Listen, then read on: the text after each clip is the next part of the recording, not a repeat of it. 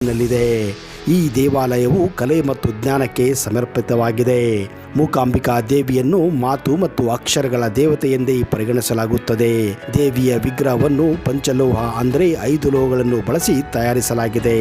ಅವುಗಳೆಂದರೆ ಚಿನ್ನ, ಬೆಳ್ಳಿ, ತಾಮ್ರ, ಕಬ್ಬಿಣ ಮತ್ತು ಸೀಸ ಆಗಿದೆ.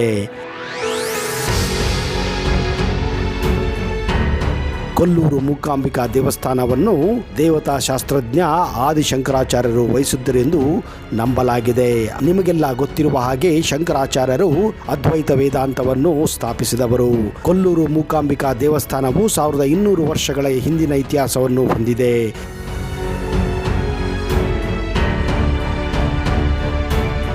ಈ ದೇವಾಲಯ ಅನೇಕ ಜನರಿಂದ, ರಾಜರಿಂದ ಪ್ರೋತ್ಸಾಹವನ್ನು ಕೂಡ ಪಡೆದಿತ್ತು.